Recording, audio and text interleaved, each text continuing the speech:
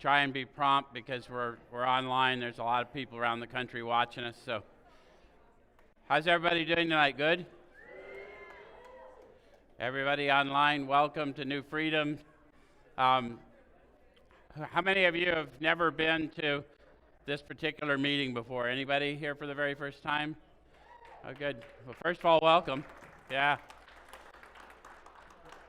Welcome, and let us warn you in advance. You're liable to experience us just a little different than other meetings of other fellowships you may have attended. And the primary reason that's liable to happen is we intend for you to have a very different experience here. What we do here is we take a look at the suggested instruction for a step or so a week directly out of this book, and we use this book in 12-step recovery. Why? The process described by the authors of this book has been proven to work with addicts of the hopeless variety, addicts to alcohol and other substances. So what I do is not tell you what the book says, but rather, because it's a book of experience, I show you how I find my experience in it and encourage you to have your experience with it. And if we both do our job, we'll share a spiritual experience in this room tonight. How many of you have been here before and can witness for these folks that happens? Okay, so in 12-step recovery, if you haven't been told, when we talk to you of a spiritual experience, we're talking about a sensory experience. You will feel it. When you do, I'll know, and I'll call it to your attention, because we would teach you to talk to you about the power we call God without giving you a demonstration of that power. Fair enough? And for the skeptics among you, wherever you are, wondering how my knowing you're feeling something proves anything about God, well, it doesn't, perhaps, if you're skeptical enough. But if you take one thing on faith, at every meeting of AA almost that I've ever been in, they read a little portion of chapter 5. And in that, they tell us that there is one who has all power. That one is God. So if you're feeling something back there or out there in wherever you are in the country, and I know, did I not at least demonstrate to you oneness? We may not be ready to go to calling it God yet, but we can start owning some connectivity, can't we? Okay, so tonight we're in step 4. And that would be page 63 of your book if you're following along, at the very bottom of the page. And the authors describe their experience in this book. So what you need to do is compare your experience to theirs to see how you're progressing. Or if you're not progressing, then you know what to do. Go backwards and see what you're missing, yeah? So what they said is, next, we launched out on a course of vigorous action. So the first thing to ask yourself is, was your first attempt at a 4th step something less than a launching?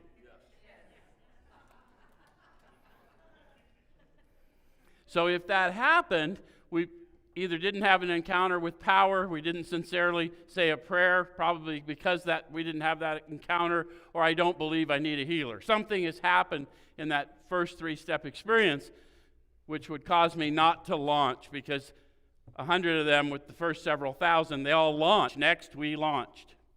Make sense? So if you're not launching, there's nothing wrong with you. You missed something. Tell somebody will help you. Right? Okay. So the first step of which is a personal house cleaning, which many of us had never attempted. Though our decision was a vital and crucial step, it could have little permanent effect unless at once followed by a strenuous effort to face and be rid of the things in ourselves which had been blocking us. Our liquor was but a symptom. How many of you suspected that in your addiction? That the cause of your suffering wasn't entirely the drug? How many of you discovered that after having some clean time, then being miserable, and then returning to active addiction? So active addiction is symptomatic of an underlying malady. That's what they discovered. Are you seeing how that might be so for you? So this is the process. Last week I said a prayer and I asked for power to look inward instead of outward, find out what I was like, what happened, my encounter, what I'm like now. And of course in the 4th step, by the time I'm done with the 4th step, I may not know exactly what I'm like now, but I know what I'd like to be like because I've done that in agreement with this power I've found. Right? Okay. So then it says that our liquor was but a symptom, so we had to get down to causes and conditions. So the reason I went to that much depth is the reason we want to go a little deeper is because if just not using was enough for me, I wouldn't need this fellowship, I wouldn't need any program, right? It takes no power to not do. Seriously, how much power does it take you to not do? I didn't do my laundry. I'm exhausted. Makes no sense, does it? So obviously we're looking for something more than abstinence. Okay. So therefore we start upon a personal inventory. This was step 4. A business which takes no regular inventory usually goes broke. Taking a commercial inventory is a fact-finding and a fact-facing process. It's an effort to discover the truth about the stock in trade. One object is to disclose damaged or unsaleable goods to get rid of them promptly and without regret. If the owner of the business is to be successful, he cannot fool himself about values. We did exactly the same thing with our lives. Sorry we read so long. I know our attention spans are not good. It exhausted me doing that. But we had to read all the entirety so then we can go back and deconstruct it and see what they discovered, yeah? So we're going to back up now. They said, first of all, that this is a fact-finding and fact-facing process, and it's an effort to discover the truth about the stock in trade. So the stock in trade in this instance is me. So there's a difference, perhaps, between your truth about me, my truth about me, and the truth about me. Any of you have that discovered? Somebody just felt that. Who just felt that? That didn't come up here. That's something awoken in you, right? So this is an effort to discover the truth. And when I know the truth, then I'm not really worried about your truth or my truth. Those are things I defend by disciplining my thought life. Does that make sense? Okay. And the other thing it says is that one object is to disclose damaged or unsaleable goods to get rid of them promptly and without regret. How many of you had the impression that doing the inventory was just about finding that one terrible secret about yourself and telling somebody? Because I've heard that nonsense for years. But that's just one object. Number one, as you grow in the Spirit, you'll learn one fundamental truth. There are no secrets in the realm of the Spirit. So you're not keeping a secret from the power within you. You're keeping a secret from you or somebody else if you are. And most of us addicts are not nearly as good as secret keepers as we'd like to believe we are. True? When you finally admitted your addiction, did you finally make it unanimous? Because that's usually our story. Everyone sort of knew before, right? Okay. So one object is to discover those things. There must be another object. How many of you have done an inventory and you've discovered that other object? Because the truth about me is the great reality. So what you need to understand, guys, is the 4th step inventory, if you fear it, is not a crap hunt, it's a treasure hunt. Don't stop digging till you find the treasure. Does that make sense? And the treasure is in you. So we got to bring that forward because that's going to be an important part about what happened, and it's going to be the entirety of what I'm like now. Does it make sense? Okay. So then it says, we did exactly the same thing with our lives. We took stock honestly. First, we searched out the flaws in our makeup which caused our failure. Being convinced that self, manifested in various ways, was what had defeated us, we considered its common manifestations. So when did they assumed we were convinced that self manifested in various ways is what had defeated us, because they said being convinced, right? So when did they ask us if we were convinced? Step 3, before I could even start on the 3rd step decision, they said we're convinced that any life run on self-will could hardly be a success. And I ask you, based on what? And you said, based on my experience. I said, read the sentence again. It says any life. And then I've got to quit thinking that the way you think about me or the way you speak about me is causing the way I think and feel. Right? And I've got to quit thinking that the way I think about me or the way I speak about me is causing it. You know what I mean? I've got to get divorced of that any life run on self-will, so I got to comparing myself to outside forces. Does that make sense? And I agreed to that in 3 is why I said the prayer. Does it make sense? Now they assumed I did that sincerely, which would have caused my launching. Does it make sense how they're describing to us an experience? That way, everywhere in here they describe what happened, what they did, what they experienced as a result. If you're not there, it's not because you're broken. There's nothing wrong with you. It's because something else didn't happen first. So share your honest doubt and prejudice, and we'll introduce you to power. Something's going to start this thing up, okay? So then we go to the next paragraph. It says, resentment's the number one offender. It destroys more alcoholics than anything else. From it stem all forms of spiritual disease, for we've not only been mentally and physically ill, we've been spiritually sick. Now, for those of us who come in here with atheist or agnostic tendencies, we don't like the idea of being spiritually sick. True? Because we're kind of rejecting the entirety. So the only thing I want to do, we don't like the word spiritually for some reason. I'm not sure why. And we really don't like the word religious. Worse than spiritual. But words shouldn't be given that much power if they're killing me. Right? So how many of you have noticed animals out in the neighborhood and their fur's all matted and they're not acting right, and you can tell intuitively that animal's sick? How come when we see our brothers and sisters we don't know that same thing?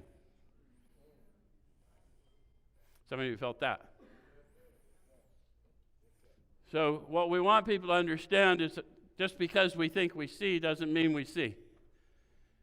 Some things we think we know, we don't know. Yeah? Okay.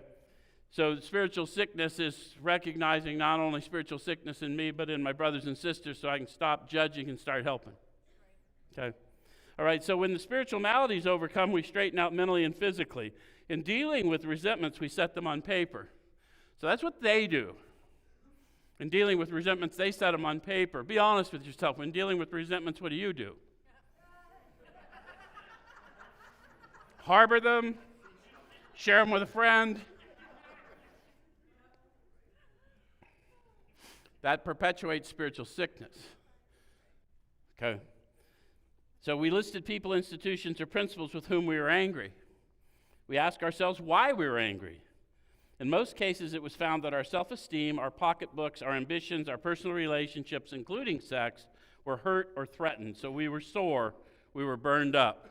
Have you ever noticed in close relationships when you start feeling like those relationships are threatened, whether they're employment relationships, romantic relationships, anytime you feel your security is threatened, you get a little uneasy? How many of you have concluded that because you had these problems in personal relationships, you just weren't going to have them anymore? How many of you still had trouble with them? All by yourself. So the main problem centers in the mind. Right? Okay. This is why we might want to go through the process, because when we identify it, we realize that locking myself away has never worked. Because when I lock myself away, guess who's still there? Myself. And what's the problem? Myself. Okay. On our grudge list, we set opposite each name our injuries. Was it our self-esteem, our security, our ambitions, our personal or sex relations which have been interfered with? So there's a question mark. They want us to go inward. Self-esteem, just the view you want to hold of yourself. Security, housing, jobs, how you feel about various romantic entanglements, whatever, right? Ambitions, that one I think fools people. That is my hope or desire for a future outcome. If I'm too attached to a future outcome, I will experience no joy when you people advance in your life, because I'll be convinced you stole mine. Any of you have been disappointed to watch other people rise? Why? There's one who has all power. They rise, we rise. So clearly I've got a desire problem that needs to be examined, yeah? Because it's stealing my joy. It's not stopping them from going up. Okay. All right. So we're usually as definite as this example, and I'm not going to go through that. The only thing I would point out to you is they put the 3 columns. What we learned a long time ago is don't fill in the columns all at the same time. Write the list, then give each name a page. Do something so that you process the ideas separately instead of, because it isn't enough to check. I've seen all the worksheets that people pass around, but if you just check selfish, dishonest, well, fucking A, you're human. But we need to know what it looked like. Because it doesn't matter that I was dishonest with you. I had to lie to me before I lied to you. I had to tell myself you weren't worthy of the truth, or you couldn't handle the truth, or I couldn't handle you handling the truth. Right? So I need to know how I was thinking and how I was acting when I experienced all those manifestations of self. Yeah? So if you do it by column, you'll get to know yourself better.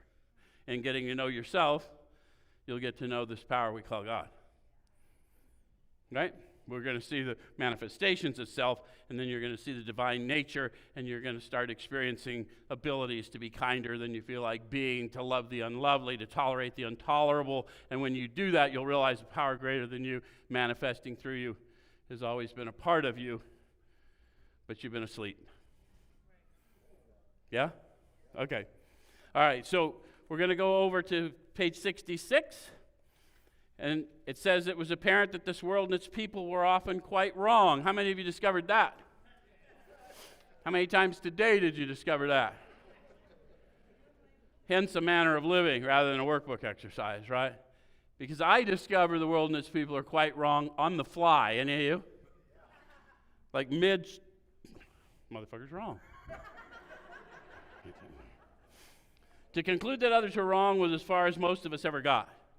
How many of you got stuck in another person's wrong? How long did you suffer in it? So did you suffer from the wrong, or did you suffer from your thoughts about the wrong? See why you'd want to know the truth? Okay. All right, so the usual outcome was that people continued to wrong us and we stayed sore. How many of you had that happen? First one really wronged you, and everyone else looked like that son of a bitch. Yeah? Must have happened to more than me, huh?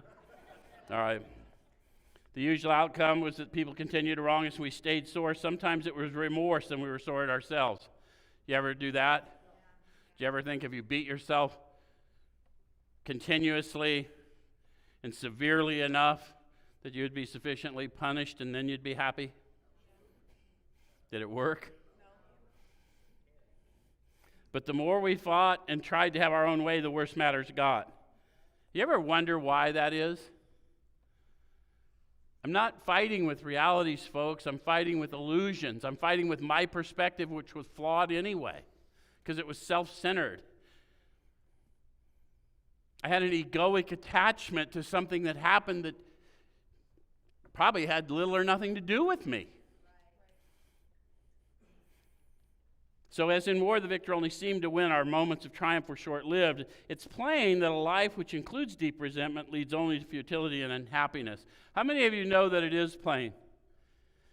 How many of you are taking that on faith because you haven't looked at it in your own experience? Because, see, a lot of people read this book and assume that we should know it, but if you haven't done what they did, you wouldn't know what they know. By the time they wrote this book, they were telling you about an experience they had because of actions they took. If you haven't taken these actions, you may have had a similar experience, but you haven't had this experience. Does that make sense? Okay? So to the precise extent that we permit these, do we squander the hours that might have been worthwhile? How many of you knew you were permitting it?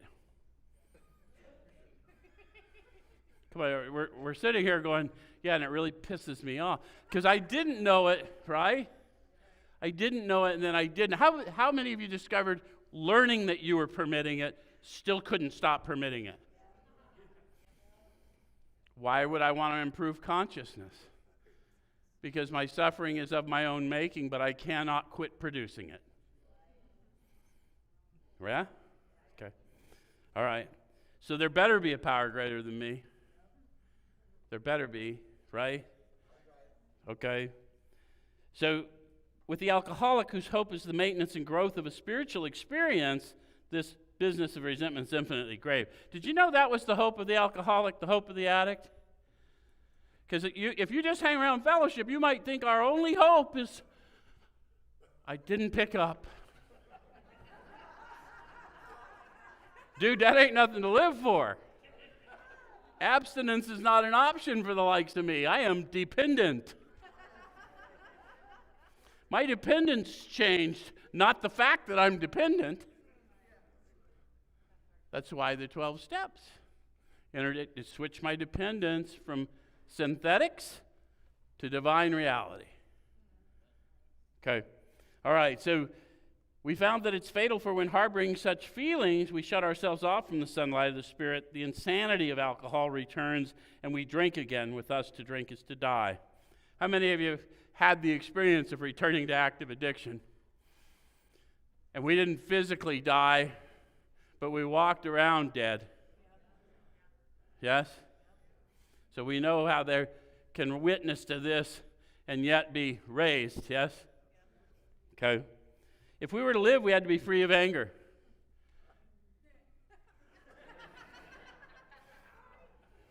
You think they're talking about a permanent free of anger? Or do they think that they're talking about a slate that is enlightened enough that I'm aware of anger and that you're not causing it, but I'm experiencing it, and now I'm projecting it on you, and I'm going to discipline my thinker now because AA showed me how?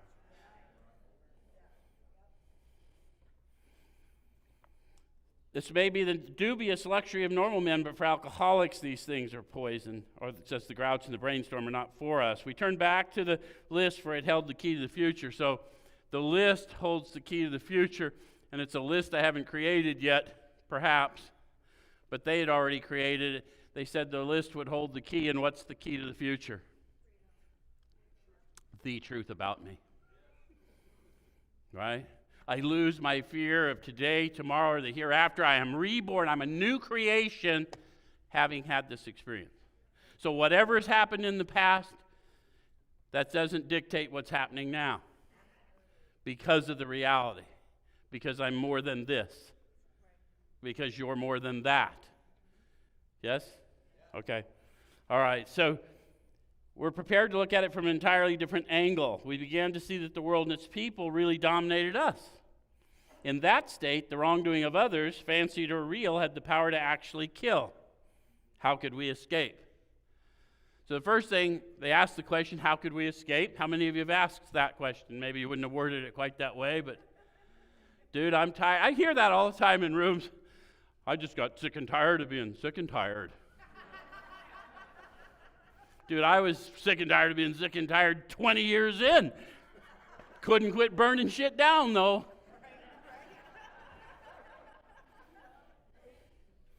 Got me? So how could we escape? We saw that these resentments must be mastered, but how? We could not wish them away any more than alcohol. So what's the first thing they suggested they tried? They tried to wish them away. How many of you have tried to wish away your resentments? How'd it go for you?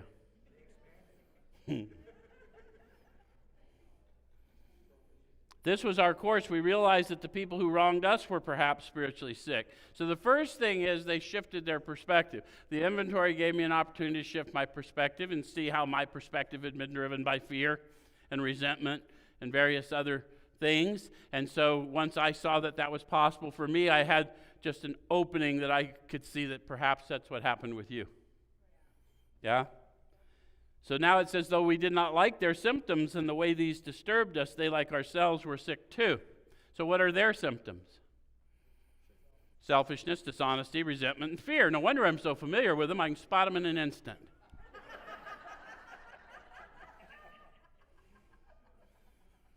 So those are my symptoms. That's not my being.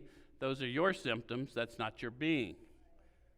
If I'm going to talk to you being to being, then I've got to just separate the symptom from the being. Yes? Mine and yours. Okay. So we ask God to help us show them the same tolerance, pity, and patience we'd cheerfully grant a sick friend. So the prayer isn't for them, it's for power to be kinder than I feel. Show them the same patience. Does that make sense? Have you ever been with a difficult person?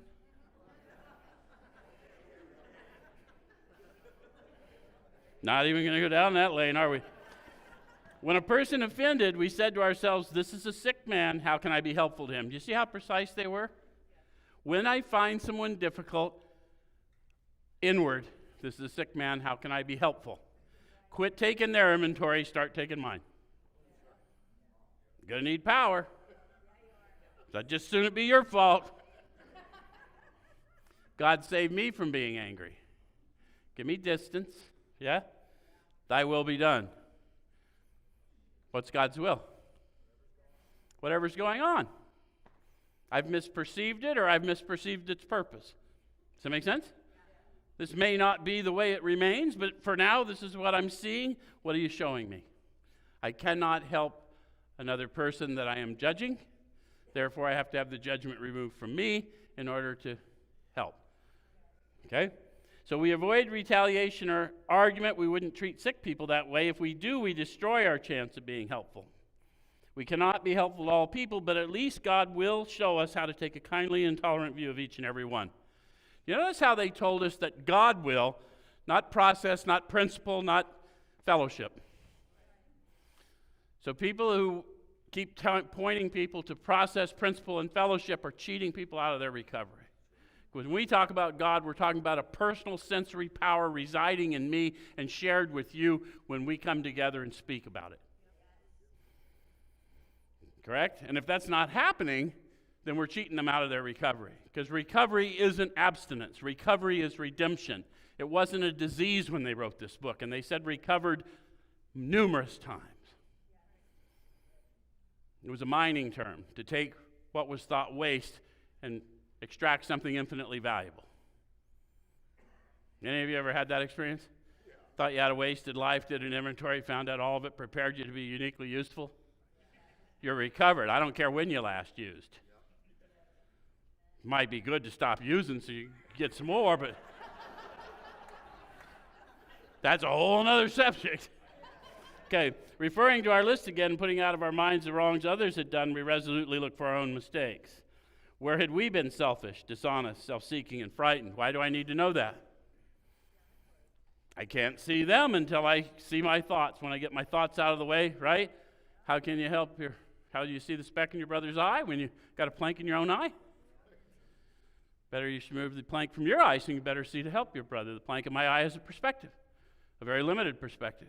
There's an infinite perspective available to me. I'm going to have to seek it. I'm going to have to know it or I won't seek it. Yes? Okay? So though a situation had not been entirely our fault, we tried to disregard the other person involved entirely. Where were we to blame? Now, guys, you're going to do this on the fly when you get going, but when you're doing an inventory right now, you're just writing it on paper. You're writing down your testimony. Anyone in this room had any experience with preparing a testimony? It's a trick question. Someone help you with that testimony? The inventory was ours, not the other man's. When we saw our faults, we listed them. We placed them before us in black and white. We admitted our wrongs honestly and were willing to set these matters straight. You see the order they did that? They admitted them honestly. They put them before them in black and white, said, yep, that's me. I did that. And then they were willing to set the matter straight. You ever discover that the way you thought things went down and the way they went down were a little skewed? Notice that the word fear is bracketed alongside the difficulties with Mr. Brown, Mrs. Jones, the employer, and the why. This short word somehow touches every aspect of our lives. It was an evil and corroding thread. The fabric of our existence was shot through with it. It set in motion trains of circumstances which brought us misfortune we felt we didn't deserve, but did we not ourselves set the ball rolling? They put that question there. Guys, a lot of people gloss over that. That's there for me doing my first inventory or my 10th inventory because I'm still suffering from something I haven't identified. It's a fear in me that causes manifestations of self that I don't like, but I can't seem to stop. So I have to keep chasing back when I'm inconvenienced or discomforted in the world. I got to go back and see the fear that drove it. Any of you discover things came up in you years later that just persistently had you mad at you? See, these people were in this manner of living for 3 and 4 years. They didn't just instantly wake up and know this crap. They went out and worked with very difficult people and offered them love unconditionally, and then found out they had attachments and they had all those things, and eventually you start identifying the fears that drive certain activities, and you start asking specifically to have those fears removed, and you find yourself in situations with teachers that remove those fears, because fear doesn't leave until we confront it, and I can't confront it till I know it. But did we not ourselves set the ball rolling? Sometimes we think fear ought to be classed with stealing. It seems to cause more trouble. Have you ever noticed how fear can steal from you opportunity? Time. All kinds of things, right? Okay. We reviewed our fears thoroughly, and we put them on paper even though we had no resentment in connection with them. Did you know that you have fears that don't necessarily tie to resentment, that have been driving you longer than you realize? Where's my drinkers in here? Any drinkers? One of the things I learned I was afraid of was I was always afraid I was going to miss something. And the way that manifested as a drinker is no matter how sick I was, I would close the shitty little bar down every night, because if I left, I was going to miss something. It also kept me from committing in various relationships and things I tried to do, because if I try that and then something better comes along,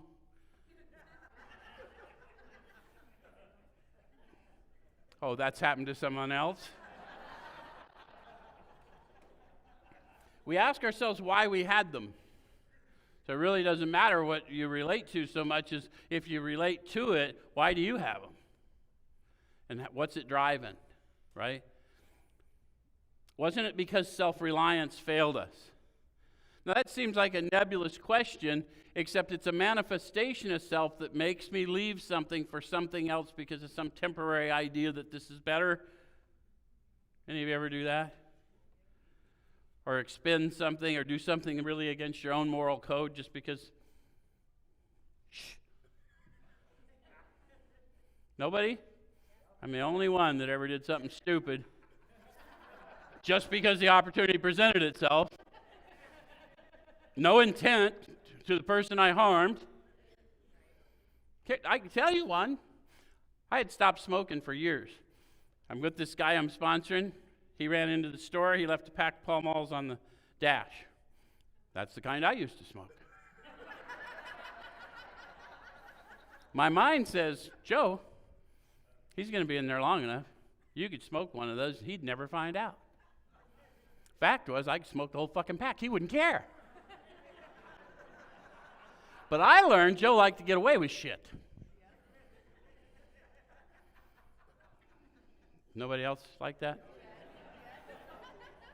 So, self-reliance has failed me. Yeah? Self-reliance was good as far as it went, but it didn't go far enough. That's my experience. Yeah? Some of us once had great self-confidence, but it didn't fully solve the fear problem or any other. When it made us cocky, it was worse. So what did they tell me now that I've discovered? What I thought was an alcohol problem, a methamphetamine problem, a cocaine problem, a heroin problem was really a fear problem. And no matter how much I did and how great a lengths I went to do it, the fear did not go away.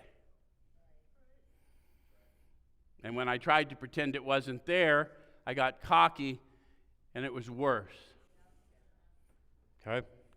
Perhaps there's a better way. There better be, right? All right. We think so, for we're now on a different basis, the basis of trusting and relying upon God.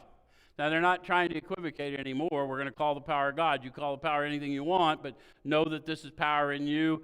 Do what they say. Go see. Be quick to see where religious people are right. Do all the things they suggest, and eventually that power will come to you. The power has a name. You'll find out. Okay? We trust infinite God rather than our finite selves. We're in the world to play the role He assigns. That's harsh teaching, isn't it? How many of you are pretty sure that you got kind of a shitty assignment someday?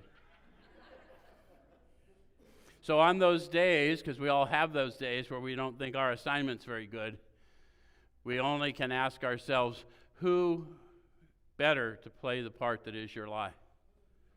You've been perfectly prepared to this moment to be the perfect you. You are absolutely perfect as you are. There's nothing wrong with you, and that doesn't mean you cannot be improved upon. Because this power meets you where you are. Okay? So just to the extent that we do as we think he would have us and humbly rely on him, does he enable us to match calamity with serenity?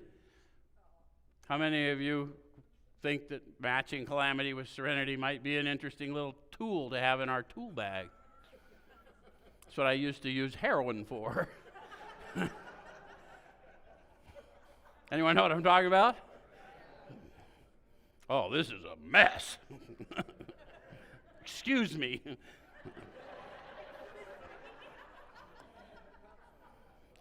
We never apologize to anyone for depending upon our Creator. We can laugh at those who think spirituality is the way of weakness. Paradoxically, it's the way of strength. Do you understand why they said that? My reliance on my source of life is logical when I know that I'm reliant. Just like I'm reliant on this breath, I'm reliant on this power who provides this breath. When I talk about turning my will and my life over, it's not my thoughts and my actions, it's my thoughts and my breath. Matters how you interpret, yeah? Okay, because I'll take it more seriously. Have you ever had the wind knocked out of you? Didn't have to convince you needed one after that, did you? Okay. The verdict of the ages is that faith means courage. All men of faith have courage. They trust their God. We never apologize for God. Instead, we let him demonstrate through us what he can do. We ask him to remove our fear and direct our attention to what he would have us be. At once we commence to outgrow fear. So get what they're saying. I'm not the doer anyway. It's not about what do I do, what do I do, what do I do. God, what would you have me be? Be faithful, be loving, be kind, be patient, be still, Joe. Yeah? Everybody breathe. We're about to talk about sex. Now about sex. Many of us need an overhauling there, but above all, we tried to be sensible on this question. It's so easy to get way off the track. Here we find human opinions running to extremes, absurd extremes perhaps. One set of voices cry that sex is a lust of our lower nature, a base necessity of procreation, and then we have the voices who cry for sex and more sex, who bewail the institution of marriage, who think that most of the troubles of the race are traceable to sex causes. They think we do not have enough of it, or it isn't the right kind. They see its significance everywhere. One school would allow man no flavor for his fare, the other would have us all on a straight pepper diet. How many of you have found yourselves on both sides of that equation? Depending on what the status of your last relationship is, it's either procreation only or not enough of it, not the right kind, right? Would you say that's a little extreme? They said that we addicts are extreme examples. So if you find yourself going from pillar to pillar, you might want to take a look, yeah? So what can we do about them? We all have, I got to go back. Sorry, they got some advice for us. We want to stay out of this controversy. We do not want to be the arbiter of anyone's sex conduct. Why do we not want to be their arbiter? Can't help them if I'm judging them, and I'm usually not judging them. I'm judging me anyway, because humans are terrible at this shit. I only know what you're doing because I was hoping to do it, or I did it, or whatever. We'd hardly be human if we didn't. What can we do about them? We reviewed our own conduct over the years past. Where had we been selfish, dishonest, or inconsiderate? It's so important you get this page 69 of your book, middle of the page. That's your 10th step for a lifetime, because all of life is about relationship. The opposite of that poverty mindset and all of those things is relationship. The opposite of addiction is connection. You've got to get connected to the power within you if you want to live free in the world. Does it make sense? Okay. So, although this is in the part about sex, it's really a relationship inventory. They wrote a book, they made it concise. We've had people stretch it out and say this is a sex inventory. Sex is a common human problem, but it's one of many common human problems. And we want to look at our relationships to everything, and this paragraph is the way you want to discipline your thought and your walk, in your conscious walk, having had a spiritual awakening, right? Got you. Okay, so where had we been selfish, dishonest, or inconsiderate? Whom had we hurt? Did we unjustifiably arouse jealousy, suspicion, or bitterness? Every one of those you probably did, but it's not enough that you did. You want to know what were you thinking, how were you acting when you experienced it. So you get to know you, what I was like, what happened, what I'm like now, okay? Did we unjustifiably arouse jealousy, suspicion, or bitterness? Where were we at fault? What should we have done instead? See, they don't leave me in the problem. I own the manifestation of self. I look intuitively, I knew what I should have done instead once I looked at it, which meant I'm not all bad. There's good in me. I knew what I could do. I was powerless to do what I could do or should do. Any of you ever known what you should do, did it anyway, and realized I really didn't want to do that? I didn't receive any joy from it. Did that knowledge stop you? Not until you sought power. Okay. We got this all down on paper and looked at it. In this way, we tried to shape a sane and sound ideal for our future sex life. How many of you want a future sex life? 10 of you. The rest of you are lying. Come on. Come on. Why do we get so squishy? Everyone's adult for the most part, right? They all want a future sex life. Even if it's just switching hands, right? We subjected each relation to this test. Was it selfish or not? We asked God to mold our ideals and help us live up to them. We remembered always that our sex powers were God-given and therefore good, neither to be used lightly or selfishly, nor to be despised and loathed. They're starting to teach me the principles of meditation. They're telling me to look at the good I'm found in me and the good in the world. How would I like to be treated? These powers are God-given, not to be despised or loathed. No, does it make sense? And in time, I will change. Your mind won't change as fast as your feet will, so move your feet, your mind will follow. Get some support, right? That's why we have fellowships. Whatever our ideal turns out to be, we must be willing to grow toward it. Did they just go to rule-based recovery?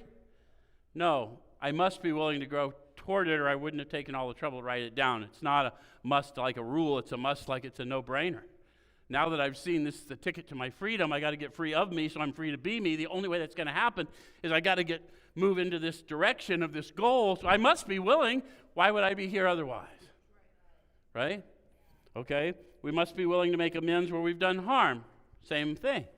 Why would I be so anxious to make amends?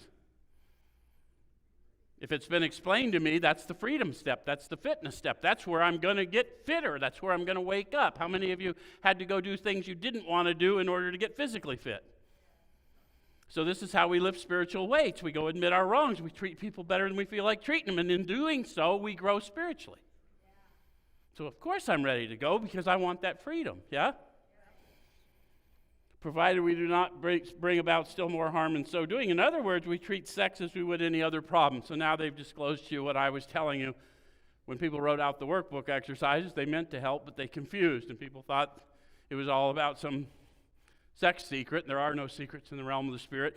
I treat people badly in all kinds of relationships, including sex, and they all have a common fear driving them.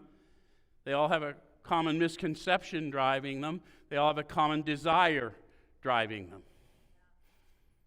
Yes? So when I know those things, I know that I need a redemption from that, and when I seek the Redeemer, I'm relieved of that.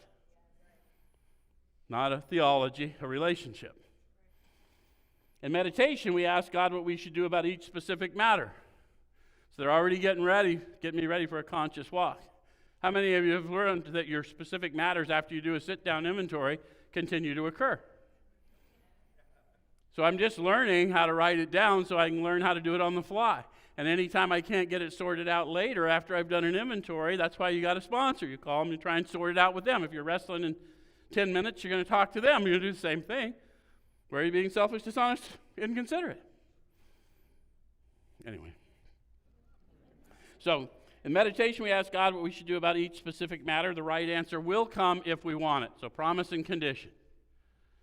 What's the condition to grow spiritually? Honestly want to and willing to make the effort. So the right answer will come if I want it. God does not care about prayers you don't care about, because God dwells in you. So whoever said that just pray no matter what, that's nonsense. You need an encounter with power. God doesn't care about prayers you don't care about.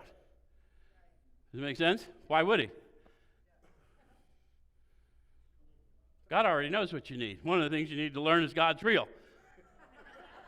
Which is why he ain't going to do shit for prayers you don't care about. Okay. God alone can judge our sex situation. Who? Doesn't say our sponsor. Doesn't say our home group. God alone can judge our sex situation. Counsel with other persons is often desirable, but we let God be the final judge. So I may well seek counsel. I may seek committee agreement, but I'm not going to live comfortably until I get right with the power within me, regardless of how much agreement I can find out in the world. True? Most of us know that, experience deeply, regardless of our particular theologies. We realize that some people are as fanatical about sex as others are loose. Apparently there's a few in here.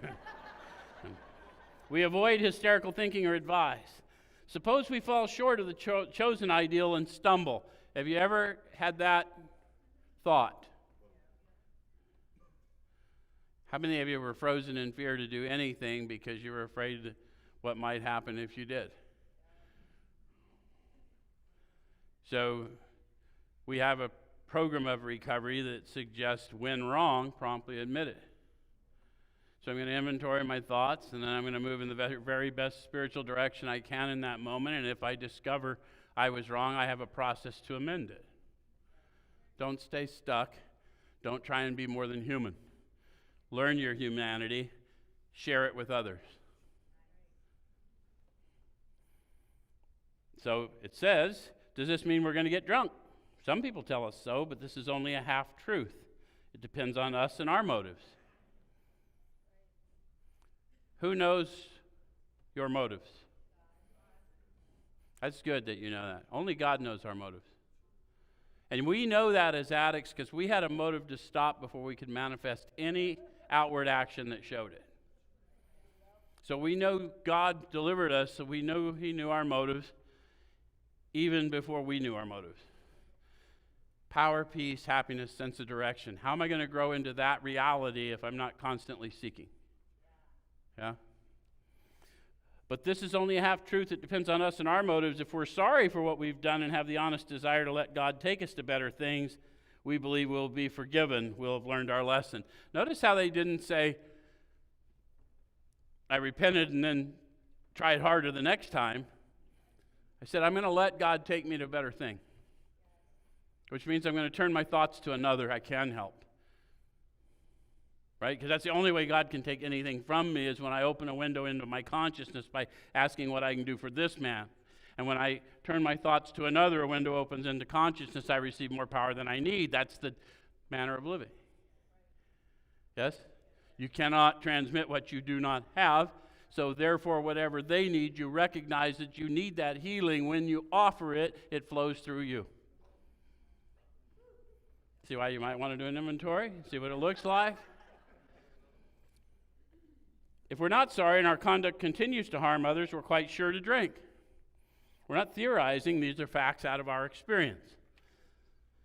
So, how many of you have done things that you knew you shouldn't do, but you did them because you kind of wanted to? And you thought, I'll just keep it quiet. And you did it, and pretty soon you didn't even like doing it yourself because it wasn't half as much fun when you couldn't tell anyone you just did it.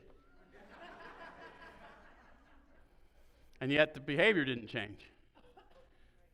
Well, then that's when we go find out that God's real. We're not theorizing, because if I stay in that too long, I'm going to have to do something. I'm going to keep acting out, yes? Okay. To sum up about sex, we earnestly pray for the right ideal. You notice the interesting thing about ideals is they ought to be just far enough out that it's still a reach. So it's not going to be a transformation instantly, only my attitude's going to be transformed instantly. My feet are going to have to move.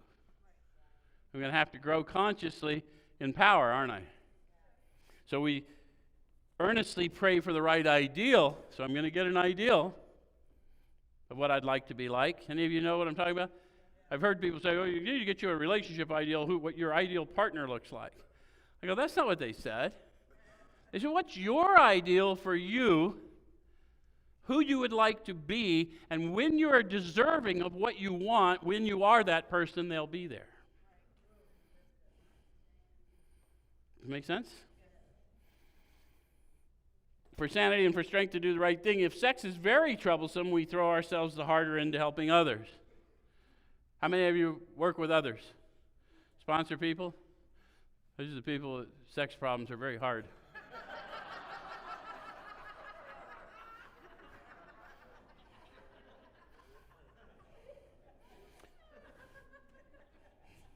We think of their needs and work for them. This takes us out of ourselves. It quiets the imperious urge when to yield would mean heartache. If we've been thorough about our personal inventory, we've written down a lot. How many of you discovered that?